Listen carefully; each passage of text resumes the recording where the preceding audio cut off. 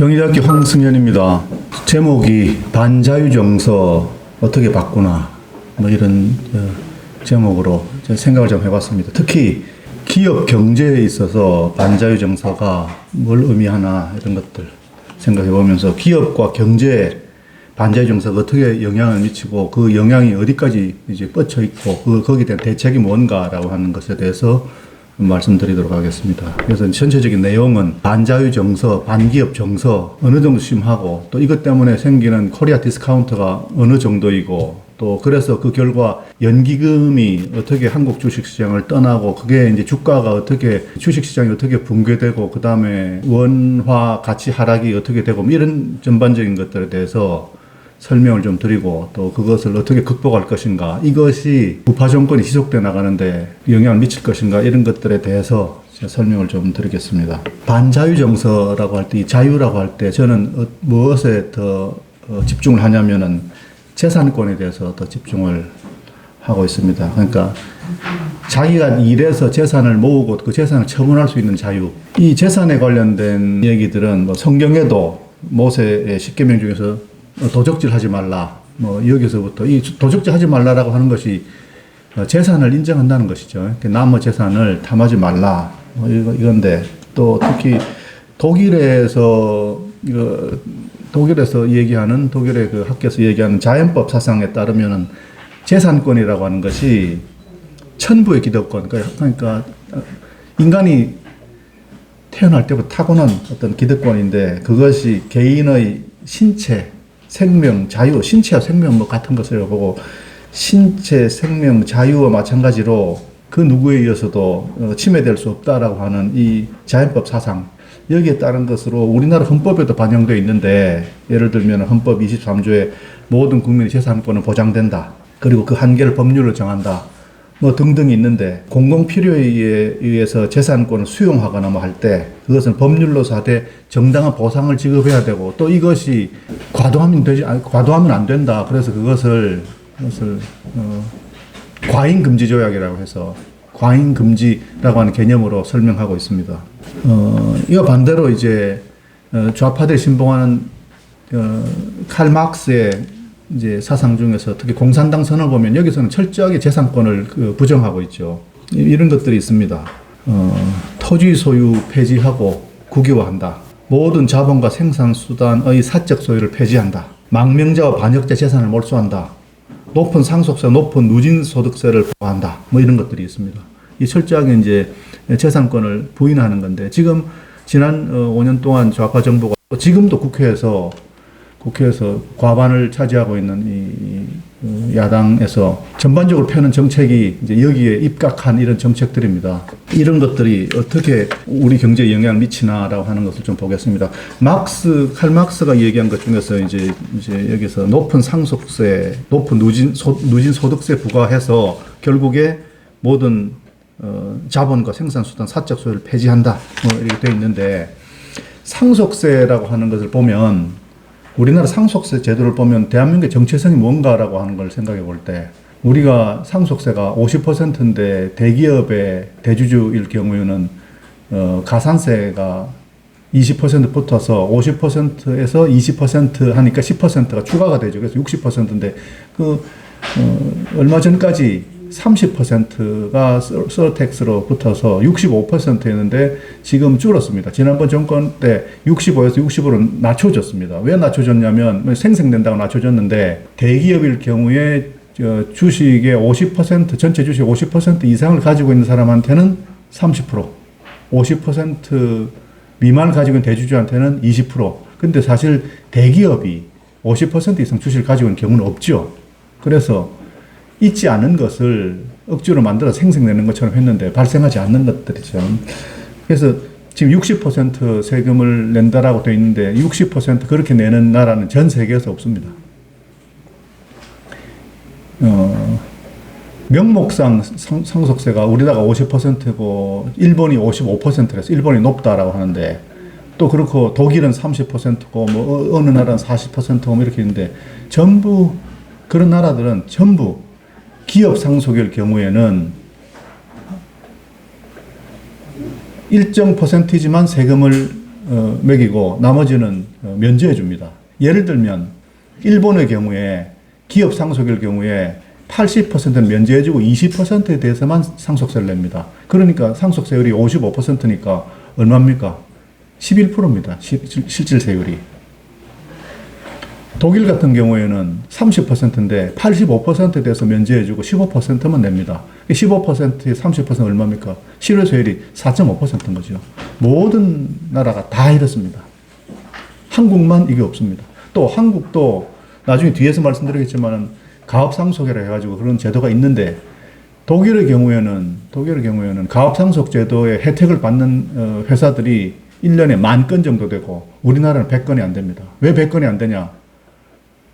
가업상속 잘못 받았다가 뭐 하나라도 어기면 국세청 타겟이 되죠, 일단. 왜냐하면 뭐 하나라도 어긴 것을 밝혀내면 거기에 이제 납부 불성실 가산세 또 신고 불성실 가산세, 이 가산세가 더해져가지고 신고 불성 가산세가 20%일 겁니다. 납부 불성실 가산세가 1년에 20%일 겁니다. 그래서 한 4, 5년 지나면 세금을 2배를 내야 되는데 그러면 국세청 직원들의 업적이죠. 그러니까 가압상속 받으면 타겟이 돼버리는 겁니다. 그러다 보니까 신청하는 사람들이 없습니다. 그래서 1년에 100건이 안 됩니다. 100건이 안 되고 총 그렇게 해서 감면받는 액수도 2천 몇백억입니다. 그런데 독일 같은 경우는 55조 이렇게 감면을 받습니다. 그러니까 왜 독일이 또 일본이 그렇게 그 중소기업 강국이 됐나 이런 것들을 이런 쪽에서 설명될 수 있는데 그런 나중에 또 좀 더 상세하게 말씀드리겠습니다. 그래서 상속세로 본 대한민국의 정체성이라고 제가 말씀드렸는데 우리나라는 상속세로 볼 때 사회주의 국가입니다. 이것 때문에 우리나라 경제가 지금 회복 불능 상태로 가고 있다라고 하는 그런 말씀을 드리는 겁니다. 상속세 때문에 이제 전체적으로는 제가 드리는 말씀이 재산권에 대한 자유가 이제 박탈되어 있다 이 말씀 드리는 겁니다. 기업을 하는 대주주가 가장 큰 관심이 뭐겠습니까? 상속세죠. 왜냐하면 기업을 잘해서 이익을 많이 남기고 유보금을 많이 남기고 또 R&D 투자를 해가지고 이제 주식은 미래 가치 아닙니까? 그래서 이제 뭐 연구개발도 하고 새로운 특허도 내고 뭐도 개발하고 해가지고 했다. 그래서 평을 좋게 받는다. 주가가 올라간다. 이러면 안 되는 겁니다. 왜 안 되냐? 그 주가가 높아지면 그 돌아가실 때 그 시점에서 주가 평가해가지고 거기에 대해서 50%, 뭐 대기업은 60% 이렇게 내니까 기업의 대주주들은 가능하면 주식을 낮게 가져가려고 하죠. 그러니까 여기서 큰 모순이 발생하는 겁니다. 그래서 대주주의 최대 관심은 세금입니다. 궁극적으로. 일반 주주들은 주가가 관심이죠. 여기서 충돌이 생기는 겁니다. 그러니까 어떻게 하면 주식 가격이 높아지지 않을까 여기에 대해서 연구를 하는 겁니다. 그러니까 이제 회사도 또 만들고 또 일감 몰아주기도 하고 또 돈 되는 것은 또 다른 쪽으로 또 돌리고 또 아들 회사 만들어서 그 아들 회사를 통해서 또 이익을 만들려고 하고 끊임없이 이런 것들 할 수밖에 없는 이런 구조가 돼버린 겁니다. 이 모순을 제거하지 않으면 대한민국은 기업 못한다라고 하는 겁니다.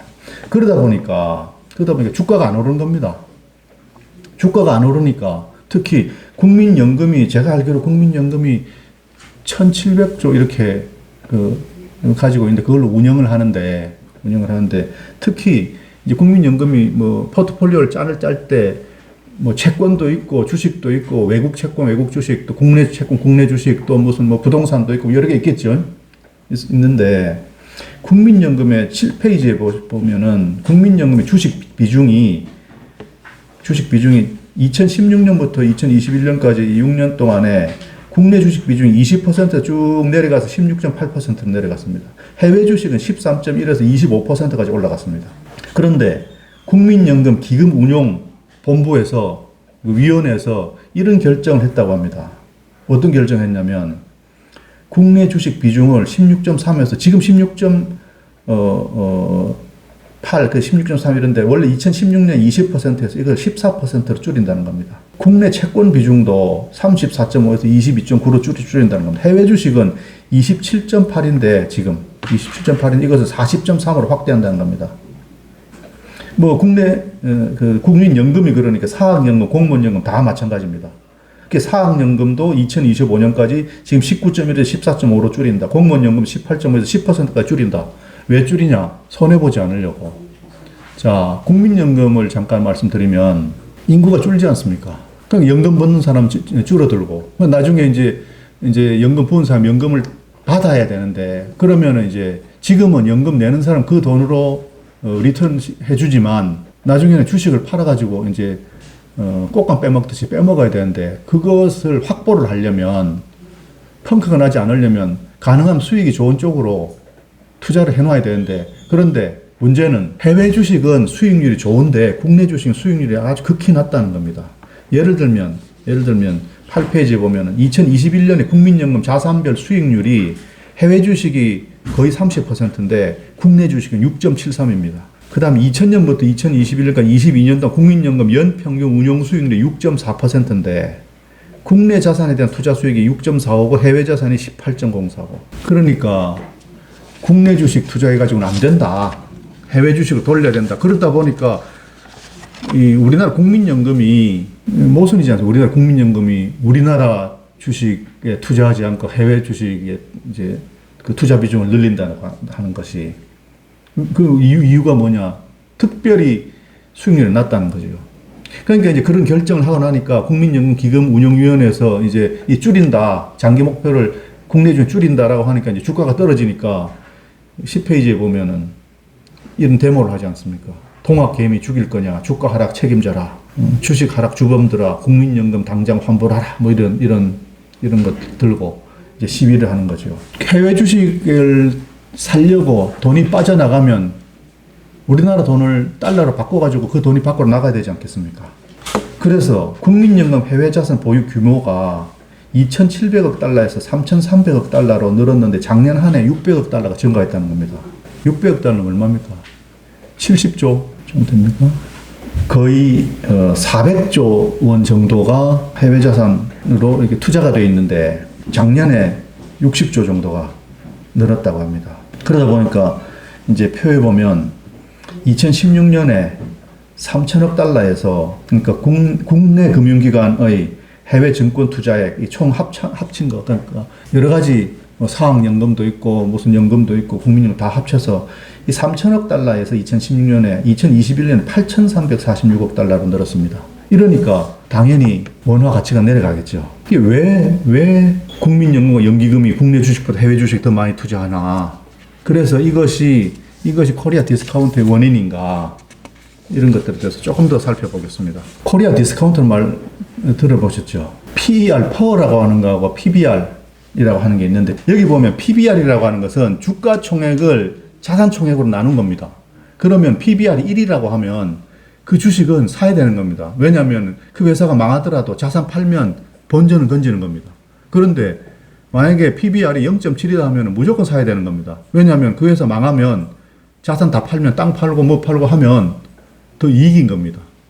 그런데 그런 회사 잘 없죠. 왜냐하면 회사는 늘 그 미래를 보고 그러니까 경영하면 미래 가치가 포함되어 있는 거니까 1보다 당연히 높죠. 그런데 여기 보십시오. 한국이 PBR이 1.0입니다. 대만이 2.4고 미국이 4.2입니다. 그런데 대만이 우리보다 인구가 반이 안 되지 않습니까?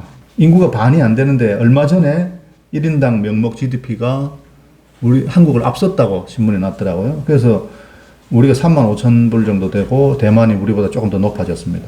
그러다 보니까 PBR이 우리가 1.0 대만이 2.4니까 주가 총액이 우리가 트릴리언 US 달러, 그러니까 2.12 트릴리언 US 달러인데 대만이 1.92니까 대만하고 우리하고 비슷하지 않습니까? 주가 총액이. 근데 대만이 우리보다 규모가 절반 정도, 인구도 절반 정도. 그러다 보니까 우리는 PBR이 1.0이고 대만이 2.4지요. 그런데 우리가 왜 이렇게 주가가 낮게 평가되어 있냐라고 하는 것을 지금까지 뭐라고 했냐면 지정학적 요소다라고 했습니다. 북한 때문에, 북한의 위협 이런 것 때문에 한국에 투자를 안 한다, 외국에서. 그런데 지금 따지고 보면 대만이 전쟁 날 위험이 많습니까? 한국이 전쟁 날 위험이 많습니까? 대만은 늘 중국이 늘 협박하고 있지 않습니까? 근데 중국하고 대만하고 전쟁하는 거하고 북한하고 그러니까 우리나라하고 전쟁하는 거하고 규모가 그러니까 차원이 다르죠. 그런데도 불구하고 대만이 PBR이 2.4고 우리가 1.0이다. 이것은 어떻게 이야기할 수 있냐면은 지정학적 요소 아니다. 그건 뭐냐? 저는 이렇게 주장합니다. 이 상속세 때문이다. 2019년에 PER, 퍼는 주가 총액을 뭐로 나누냐면은 이익 총액으로 나눈 겁니다. 순이익으로. 한국이 11.7이고 대만이 16.4입니다.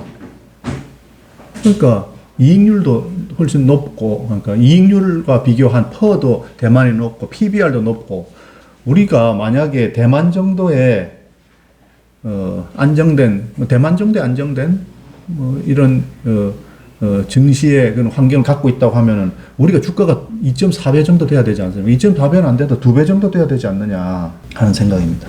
그래서 우리가 PBR이 대만보다 낮고 페루보다 낮고 그 경제가 엉망이라는 브라질보다 낮고 또 엉망이라는 터키보다 낮고 칠레보다 낮습니다. 도대체 이게 왜 가능한가? 왜 가능한가? PER도 브라질, 터키 제외하면 우리가 최하위입니다.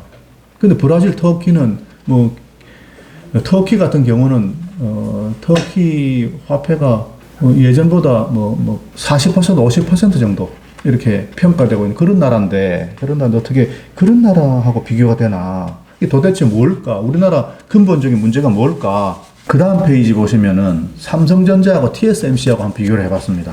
삼성전자의 PBR이 1.59, 하이닉스가 1.29, TSMC가 6.02입니다.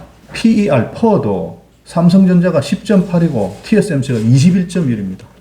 이것도 2배 정도 됩니다. 그리고 PBR은 4배 정도 됩니다. 그러니까 삼성전자가 PBR이 1.5인데 시가총액이 362 빌리언 US 달러. TSMC는 495 빌리언 US 달러. 그러니까 TSMC가 높죠. TSMC가 거의 30%, 40% 정도 높죠. 왜 높으냐? PBR이 높으니까. 만약에 PBR을 똑같다고 하면 PBR이 TSMC도 1.5라고 하면 이 주가 총액이 얼마가 되겠습니까? 자, 이런 문제들입니다. 이런 문제들. 그래서 뭐 때문에 이런가? 기업의 지배 구조가 후진성을 갖고 있기 때문이다. 기업의 오너들이 주가 올리려고 회사 키우려고 안 한다. 왜? 자기 개인적인 상속세 덜 내고 또 자기 회사를 자식한테 쉽게 물려주기 위해서 가능하면 주가가 오르지 않게 또 회사들 합병을 하는데 합병할 때도 가능하면 지배주주한테 유리하게 소액주주한테 불리하게 이렇게 만들어 가는 겁니다. 그러니까 그런 것들을 알고 있는 겁니다. 블랙시 자산운용이라고 하는 회사가 있나 봐요. 그 대표가 제가 신문에서 코멘트 따온 건데 전쟁 리스크는 한국보다 대만이 훨씬 큰데 대만의 평균 PER이나 PBR이 한국보다 높다. 이 모순을 해결하지 않으면 우리 경제 가망 없다. 그 얘기는 무슨 얘기냐면 투자 안 한다라고 하는 얘기입니다. 그래서 제가 알기로 여러분 다 아시다시피 락앤락이라는 회사 있지 않습니까? 락앤락 그릇 만드는 회사죠. 그 회사가 떠났죠. 주식을 6,300억인가 중국계 펀드한테 팔고 그 돈 가지고 베트남으로 갔다고 그럽니다. 베트남에 가서 부동산도 사고 회사도 하고 한다고 합니다. 이제 상속세에 대한 리스크에서 벗어난 거죠. 그 회사는 이젠 더 이상 한국 회사가 아니죠. 그런 회사 많습니다. 얼마 전에 한샘이 회사를 팔았다고 합니다. 1조 2천억에 3천억 팔았다고 합니다. 그래서 그 중에서 3천억을 내가지고 무슨 대학 만든다고 하죠. 미네르바 스쿨 같은 대학 만든다고. 자, 그거 왜 팔았냐? 제가 볼 때는 상속세입니다. 1조 2천억, 3천억 그 정도 팔았는데 만약에 그분이 돌아가시면 연세가 많을 겁니다. 그분이 돌아가시면 7천억 이렇게 세금을 내야 되는데 그 세금을 뭘로 내겠습니까? 그래서 그 자식들이 아마 제가 정확하게 알고 있는지 모르겠지만 제 기억으로는 아들 둘, 딸 둘이 있는데 아들 한 분은 아마 사고로 일찍 세상을 떴다고 하고 딸 둘이 있는데 그 딸 둘이 다 미국 산다든가 하여튼 사위들이 있는데 다 회사 안 하겠다고 물려받지 않는다고 했다는 겁니다.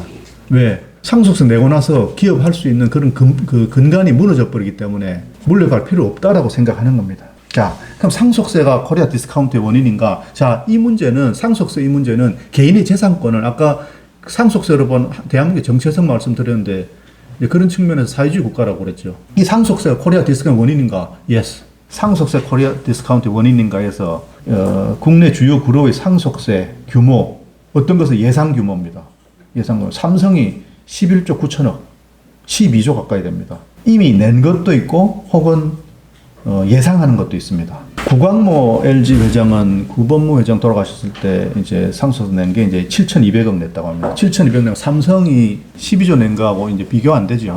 삼성이 주식을 20조를 물려줬는데 이건희 회장께서 그 20조 중에서 60%니까 12조를 세금을 낸 겁니다. 그런데 원래 신문 보니까 원래 총 재산이 26조를 물려줬다죠. 26조인데 그 중에서 20조는 주식이고 3조는 부동산 재단 이런 것들이고 나머지 3조는 미술품 골동품이었다는 겁니다. 근데 그 3조가 미술품 골동품 3조가 실제 가치는 10조였다는 거 아닙니까? 그러면 국가에 기부한 게 6조가 아니고 실제로 13조 기부했다는 거죠. 13조 기부하고 20조 주식 물려받은 거에서 12조 내고 하니까 25조를 낸 겁니다. 33조의 재산을 물려받아가지고 25조를 세금을 낸다. 이 회사가 온전하겠습니까? 삼성의 주가가 뭐 예전에 뭐 10만 전자, 10만 전자 간다 어쩐다 하다가 지금은 7만 전자다 6만 전자 아니고 5만 전자 왔다가 5만 전자 깨진다 이런 얘기도 얼마 전에 있었어요. 오늘은 어떻게 되나 모르겠네요. 이제 오늘도 환율을 보니까 1,300원 다시 넘었더라고요.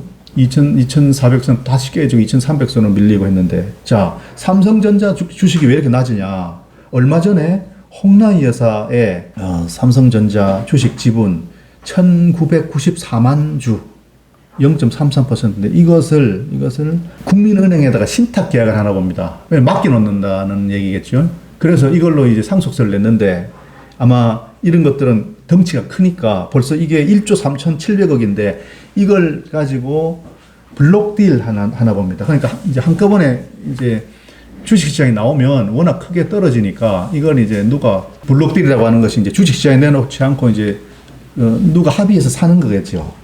그렇게 하면 할인해 주겠죠. 그래서 아마 7만 500원에서 2.4% 할인해가지고 6만 8,800원에 해가지고 대량 매매를 했다는 겁니다. 1994만 주를. 자, 이렇게 해서 1조 3,700억의 현금을 마련해가지고 상속을 내는데 이게 전체적으로 12조를 내야 되니까 앞으로도 나와야 될 게 얼마든지 있는 겁니다. 자, 똑같은 경우가 예전에 우리가 아는 스웨덴의 아스트라제네카라고 하는 회사 있지 않습니까? 그 아스트라제네카라고 하는 그 회사가 원래 스웨덴의 아스트라라는 회사였습니다. 그 아스트라라는 회사가 있었는데 거기에서 미국도 그렇고 외국에는 부부 간의 상속세는 없습니다. 그래서 아스트라 그 회사에 미망인이 돌아가셨을 때, 그러니까 이제 그 오너가 주식을 물려줬을 때 그 부인이 물려받았겠죠. 그때는 괜찮고 그 부인이 돌아가셨을 때 이제 세금을 내야 되는데 그때 세금이 70%였다는 겁니다. 70%인데 그럼 세금을 내기 위해서 그 큰 회사가 세금을 내기 위해서 주식을 팔아야 되는데 그냥 주식이 시장이 나오겠지요. 주식 시장이 나오다 보니까 주가가 떨어지고 해가지고 주식을 다 팔았는데 결국 70%에 못 미쳐가지고 돌아가실 시점에 그 가격하고 나중에 주식 다 팔고 나왔을 때 그 70% 그 시점에 그 가격하고 맞지 않아서 주식을 100% 다 팔았는데 70%를 다 못 내고 망해버린 겁니다. 그래서 영국을 떠났다고 합니다. 그래서 그 주식을 누가 샀냐? 영국이 어떤 회사 사가지고 그래서 제네카라는 회사 합쳐가지고 지금 우리가 백신 나오는 그 아스트라제네카가 된 겁니다. 그랬더니 스웨덴의 회사들이 어떻겠습니까? 여러 회사들이 이게 나한테도 해당되네? 그래서 이케아가 떠났습니다. 우리 지금 이케아가 스웨덴 회사인지 알고 계시죠? 스웨덴에서 아닙니다. 지금도 안 돌아갔어요. 회사는 네덜란드에 있어요. 본인은 스위스로 갔고. 왜? 다 세금 상속세 없는 나라가 되거든요. 그러다 보니까 그런 회사들이 많이 떠났죠. 우린 잘 모르는데 이런 회사가 있나 봅니다. 테트라팩이라는 회사가 있는데 아마 기억하실지 모르겠는데 옛날에 우유팩 중에서 삼각형 우유팩 아십니까? 그러니까 우유병이 깨지니까 종이로 만들자. 종이가 젖으니까 아마 우유팩 그 종이로 만든 안에 코팅을 잘 해가지고 그게 젖지 않게 그래서 아마 이제 빨대 같은 거 탁 꽂아가지고 그랬지 않습니까? 그 회사가 전 세계 그런 음식 용기 거기에 특허를 엄청나게 갖고 있고 전 세계 한국에도 한국 테트라팩도 있고 굉장히 큰 회사입니다. 그 스웨덴 회사죠. 어떻겠습니까? 떠나죠. 그래서 그런 회사들 알짜배기 회사 다 떠나니까 제가 80년대 독일에서 유학했었는데 그때도 스웨덴 하면은 실업자 또 알코올 중독자 뭐 이런 얘기 나오는 겁니다. 왜 알코올 중독이 많으냐? 취직을 안 하는 겁니다. 왜냐하면 연금 받고 뭐 이렇게 보조금 받아가지고 할 일이 없으면 뭐 하겠습니까? 늘 술 마시죠. 늘 술 마시죠. 또 취직 안 하고. 그래서 이제 병든 나라라고 이렇게 했는데 이제 나중에 스웨덴이 그 사회민주주의 정부 때 이제 이런 것들 때문에 상속세 없애자. 이것을 사회민주주의 정부 때 연구를 하라고 과제를 줘가지고 그 연구 과제 결과가 뭐가 나왔냐면 상속세 없애자. 그래서 실제로 없앴습니다. 그래서 2005년에 상속세를 국회에서 완전히 없앴죠. 없애고 나서 회사들 돌아온 겁니다. 그래서 10년 정도 뒤에 어떤 두 사람이 발음하기 어려운 그 스웨덴 두 사람이 책을 썼는데 상속세 없는 스웨덴 10년 후라고 한 책을 썼습니다. 그게 2015년에 나왔습니다. 그 결과 국가의 세수가 늘었다는 거 아닙니까? 상속세는 줄었는데 회사가 나가지 않고 또 상속세가 없으니까 더 투자를 많이 하고 또 고용을 일으키고 그러다 보니까 그 직원들 소득세 내고 법인세 내고 해서 국가 세수가 더 늘었다는 거 아닙니까? 우리나라도 이걸 시뮬레이션 해본 연구원들이 있습니다.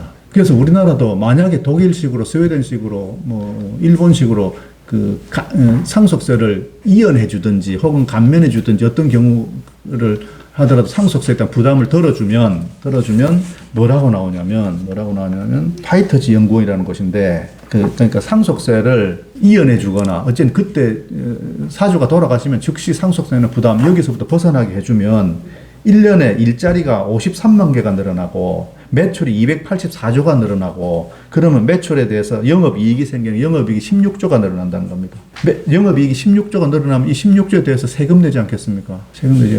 세금이 24.2%죠. 22%인데 22% 플러스 지방세 24.2%. 뭐 대기업은 27%까지 내고 하는 27.5%까지 내고 하는데 자 그렇게 평균으로 25%라고 하면은 16조의 영업이익이 늘어나면은 세수가 그러니까 국가 세수가 얼마 늘겠습니까? 법인세가 4조 늘지 않습니까? 그런데 우리나라가 1년에 거두어들이는 상속세가 3조가 안 됩니다. 그러면 상속세를 가압상속일 경우에 이 상속세를 바로 내지 않고 이연해 준다거나 다른 방법으로 숨통을 터주면 많은 아까 말씀드렸던 기업들이 하고 있는 모순적인 그런 행동들도 안 할 거고 그 다음에 첫째로 국가 세수가 줄지 않지 않습니까? 똑같은 이것을 스웨덴은 미리 연구해가지고 미리 시행을 했죠. 그런데 우리나라 사람들 정서가 이렇게 상속세를 바꿀 만한 이런 환경이 안 되는 겁니다. 제가 아까 제가 독일에서 공부할 때 스웨덴이 병든 국가다 해서 뭐 그런 것들이 있다고 했는데 그때 아마 스웨덴에서는 여러 가지 연구도 하고 조사를 했는데 2004년에 스웨덴에서 3,000명을 조사한 결과 상속세를 폐지해야 된다, 줄여야 된다 여기에 52%가 동의를 했다는 겁니다. 그래서 이걸 바탕으로 했겠죠. 그런데 제가 2000년에 제가 의뢰를 받아가지고 전 국민 여론조사한 거가 있습니다. 거기에 이렇게 있습니다. 재밌는 결과입니다. 부자들 재산은 대부분 노동자 농민의 피와 땀의 결실을 빼앗아 생긴 것이다. 이렇게 물었습니다. 그렇다가 34.5, 아니다가 30.5. 우리나라는 부자들의 세금이 낮기 때문에 부자들에 대한 상속세 더 올려야 된다. 우리나라 상속세가 세계 최고라고 했지 않습니까? 근데 이걸 더 올려야 된다. 예스가 64.7, 노가 14.9. 놀라운 숫자입니다. 저는 이걸 뭐라고 하냐면은 노비근성이라고 합니다.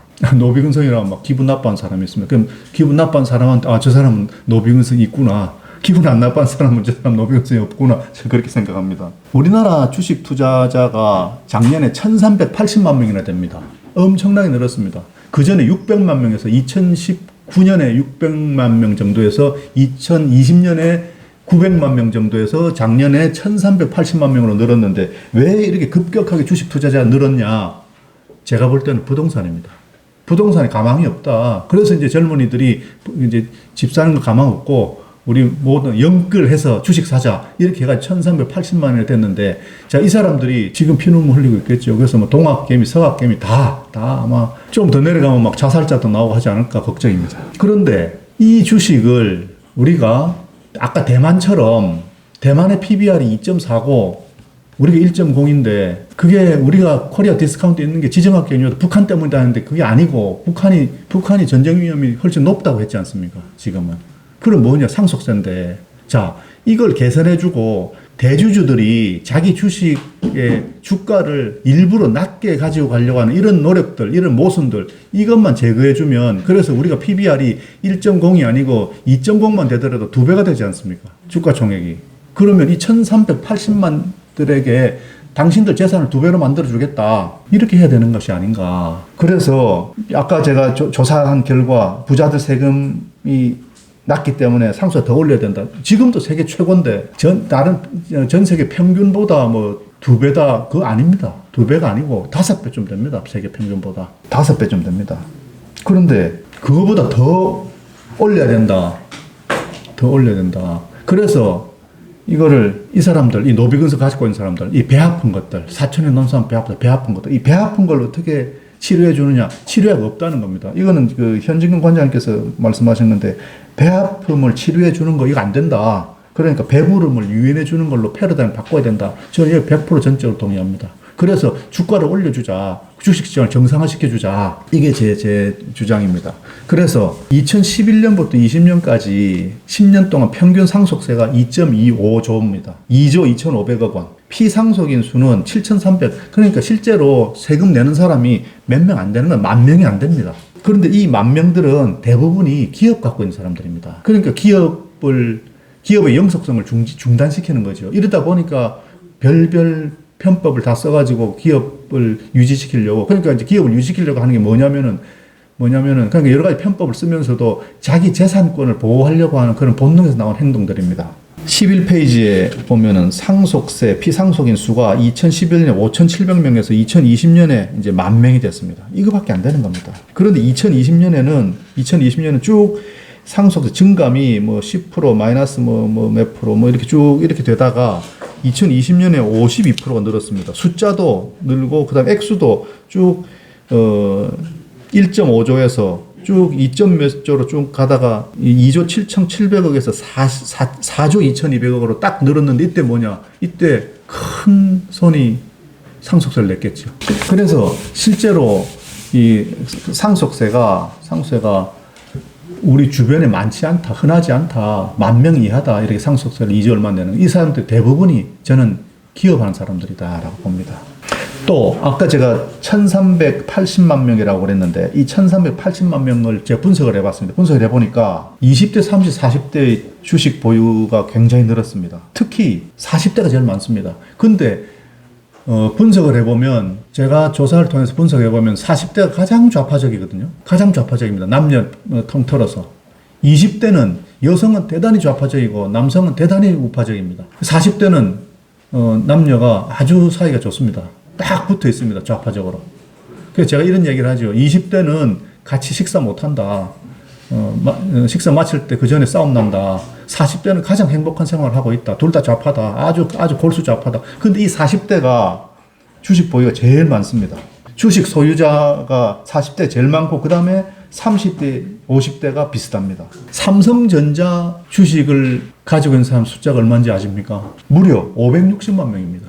자, 1,380만 명이 주식을 가지고 있는데 이 1,380만 명이라고 하면 성인 인구의 절반입니다. 그런데 저는 여성들이 주식을 이렇게 많이 하는지 몰랐습니다. 남성이 53, 여성이 47 정도입니다. 여성들 굉장히 많이 합니다. 근데 주식 숫자는 남성이 훨씬 많이 갖고 있는데도 불구하고 어쨌든 주식 투자자들은 여성도 많습니다. 충분히. 그런데 이 1,380만 명, 그러니까 전체 우리나라 성인 인구의 절반이 주식을 하고 있습니다. 이 절반 중에서 좌파 반, 우파 반이라고 치면 이 좌파 반, 700만 중에서 이 사람들한테 주가 올려줘가지고 20%만 돌아오면 우리 5년 뒤에 정권 재창출 문제 없지 않느냐 이런 생각을 해봤습니다. OECD 국가들의 상속세가 우리가 이제 60이라고 했죠.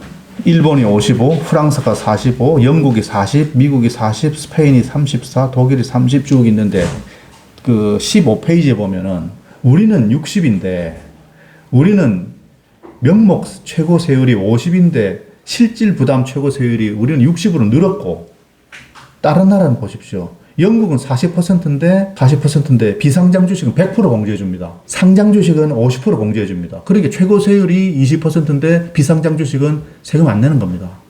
그러니까 영국이 40%다.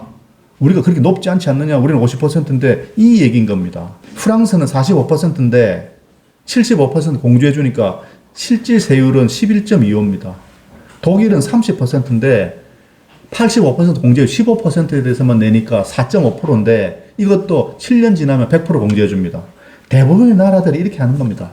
기업을 하고 있다고 해서 바로 상속 때리면 주식 팔고 자산 팔고 이렇게 회사 망하지 않겠습니까? 이런 것들을 전부 다 보호를 해놓은 겁니다.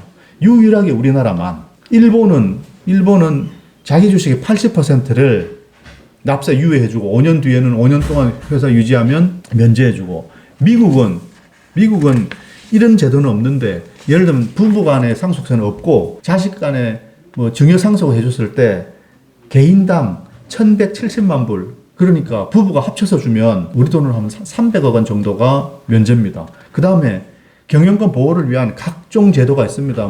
뭐 포이즌 필이라고 하는 것도 있고, 뭐 황금주라고 하는 것도 있고, 그 다음에 재단 만들어서 그 재단이 회사를 지배하고 하는 것도 있고, 여러 가지 방법으로 그 경영권을 보호해놨습니다. 워렌 버핏의 벅셔 해서웨이라고 하는 회사가 그런 거 해주는 회사입니다. 어떤 회사를 재단 같은 거로 그 회사의 주식을 가지고 승계를 자연스럽게 해주는 거. 그러다 보니까 이런 악랄한 이런 상속세 제도는 우리나라가 유일합니다. 그런데 OECD 회원국의 상속세 평균이 27%라지 않습니까? 이 거짓말이죠. 왜 거짓말이냐? OECD 국가 35개 국가 중에서 없는 나라도 13개인가 됩니다. 그 없는 나라 0을 다 포함해가지고 OECD 평균을 하면은 모집단을 전부 포함시켜야지. 그러면 14.5%밖에 안 됩니다. 그런데 상속세 없는 나라 빼고 상속세 있는 나라만 하니까 27%인 겁니다. 그러니까 우리나라 주식도 상속세도 27% 내려야 된다, 이런 주장을 하는 겁니다. 모르고 했을까? 아닙니다. 알고 하는 겁니다. 평균 14% 하면 너무 차이 나 보이니까. 그런데 이런 것들에 대해서 언론 기자들이 지적 안 해요. 예전에 세미나에서 그 현증원 관장님께서 그 상속세, OECD 상속세 평균 14.5다 해서 제가 유일한 분이다. 제 생각과 맞아떨어지는 분이. 다른 분들은 전부 다 26%, 27%라고 하는 겁니다. 그러다 보니까 이제 100년 이상 된 장수기업이 일본은 33,000개, 우리는 9개. 이 위태위태합니다, 우리. 이 회사 가겠습니까? 대를 이어갈 때마다 절반씩 뚝뚝 잘라져 나가니까요. 200년 이상 되는 회사는 일본이 4,000개, 독일이 1,563개, 이런 것들이 그냥 생긴 게 아니고 다 국가적으로 그런 장수기업들 보호하려고 한 제도에 생긴 겁니다. 자, 그런데 일본은 이런 고민이 있다고 합니다. 2025년에 전체 중소기업 400만 개 중에서 60%에 해당되는 245만 개 기업이 CEO의 나이가 70세가 넘는다. 이 중에서 절반 정도가 후계자를 못 찾을 거다. 그리고 2025년에는 중소기업 73만 개가 폐업해서 650만 개의 일자리가 사라지고 우리 돈으로 238조 원의 국내 총생산이 사라질 것으로 일본의 경제 산업성이 전망을 하고 있답니다. 그런데 일본은 비상장 기업 경우에 80%를 납세 유예해주고 5년 뒤에는 면제해주죠. 그런데 일본의 경우에는 자식들이 기업을 안 하려고 한다는 겁니다. 그래서 지금은 일본은 직계 자식이 아니라도 누구를 후계자로 정하면 그 사람한테 상속세를 면제해 줍니다. 자, 우리나라의 경우에 어떻겠습니까? 3년 뒤, 5년 뒤, 10년 뒤에 우리나라 기업은 어떨까? 우리나라도 아마 재앙적인 기업 소멸의 시대에 접어들 것이 아닌가 하는 생각입니다. 그래서 아까 잠깐 말씀드렸는데, 상속세 없애자 하면은 우리 워낙 반감이 크니까 상속세 없애자 이렇게 하지 않고, 상속하는 것이 기업일 경우에 그 주식에 대해서 팔고 상속세를 내라라고 하는 게 아니고, 그 주식을 팔지 않고 기업을 계속 운영하고 고용을 유지하면은 상속세 내는 것을 그 주식을 팔아먹을 때까지 연기해 주자라고 하는 겁니다. 납득할 수 있겠습니까? 그런데 그러면 그 사람한테 상속세 내지 말자고 하는 얘기냐? 기업을 물려받으면 그 기업의 재산은 기업 거지 개인 거 아닙니다. 자기가 대주주라 하더라도. 근데 그 기업에 있는 자산을 예금을 털어서 자기한테 가지고 오려면, 소위 말해서 자기 가처분 소득으로 만들려면 내가 배당이나 혹은 상여금이나 혹은 월급으로 받을 때 거기에 대해서 소득세 내지 않습니까? 소득세 얼마인지 아십니까? 49.5% 아닙니까? 최고세율이. 거기다 의료보험 더하면 50% 넘죠. 그러니까 돈을 받으면 절반 정도 세금 냅니다. 절반 소득세 내면 됐지. 상속세 50% 내고 또 거기에 대해서 또 자기 가처분성을 만들 때 또 50% 내고 그러면 75% 내는 거 아닙니까? 그런데 그 회사는 돈 벌었을 때 법인세 냈겠죠. 22%. 그럼 도대체 세금을 얼마를 내는 겁니까? 그러니까 돈 벌면 법인세 내고 상속세 내고 소득세 내고 이런 여러 가지 내다 보면 돈 벌면 85%에서 80%까지 세금 내고 자기는 15%, 20% 가져가는 겁니다. 이런 환경에서 누가 기업하려고 하겠습니까? 그래서 이것을 없애주는 게 아니고 유예해준다. 이 회사를 내가 접는다. 주식을 팔아먹는다. 이랬을 때 세금을 걷자. 그렇게 연기해주자. 그걸 자본 이연세라고 하고 또 자본 소득세라고 하는데 이렇게 해주면 아까 말씀드린 대로 일자리가 1년에 53만 개가 늘어나고 세수가 법인세로 4조 정도 늘어나면 이게 상속세보다 훨씬 크다라고 하는 겁니다. 그러니까 기업 승계 시 상속세를 자본이익세 전환하면 잃는 사람이 아무도 없다. 국가도 세금 적게 걷지 않는다. 기업주도 잃지 않는다. 근로자들도 일자리 잃지 않는다. 모두 다 이익이다. 왜 안 하냐? 배 아파서 안 하는 거죠. 그래서 그 배 아파서 안 한다. 이것을 배 아픈 거 치료제 없다고 했지 않습니까? 우리 현관장님께서. 배 아픈 걸 치료해 주려고 하지 말고 1380만 명이나 되는 이 주식 투자자들에게 당신 재산 2배로, 3배로, 4배로 불려줄게. 이렇게 한 전략으로 바꿔야 되지 않나. 그런 전략을 지금 우파 정당이 써야 되지 않나 하는 생각입니다. 그렇게만 바꾸면 우리나라에 외국 자본들이 많이 들어올 겁니다. 외국 자본들이 왜 들어오냐. 우리 한국의 주식시장에 투자해봤자 이익이 없으니까 그런데. 그래서 외국 주식들은, 외국인들은 우리나라에 주식 투자를 할 때 금융주에 투자를 많이 한다는 겁니다. 왜 금융주에 투자하겠습니까? 거기는 주가를 낮게 가져가야 될 그런 오너가 없거든요. 그래서 지배구조 리스크가 근본적으로 발생하지 않거든요. 상속세 문제가 없거든요. 그러니까 그런 회사들만 투자를 하는 거죠. 그래서 삼성전자 같은 곳은 투자 안 하는 겁니다. 그건 오너가 있으니까. 자, 그래서 기업 상속세를 자본이익세로 바꾸자. 그렇게 코리아 디스카운트가 없어지면 그러면 한국 그 경제 미래가 보장될 수 있다라고 저는 감히 얘기합니다. 반자유 정서, 기업에 있어서 경제에 있어서 이 반기업 정서 이것을 코리아 디스카운트라고 하는 걸로 설명했는데 이 1380만 명에 달하는 이 증권 투자자들이 합리적으로 판단할 수 있도록 이렇게 바꿔주자. 이랬을 때 제가 볼 때는 우리나라 기업에 우리 대한민국의 경제에 어떤 미래를 우리가 예측할 수 있나 이런 것들을 이 상속세 또 자본소득세 이런 것을 도입했을 때 어떻게 바뀔 건가 이런 것들 중심으로 제가 말씀드렸습니다. 자, 제 발표 여기서 마치겠습니다. 고맙습니다.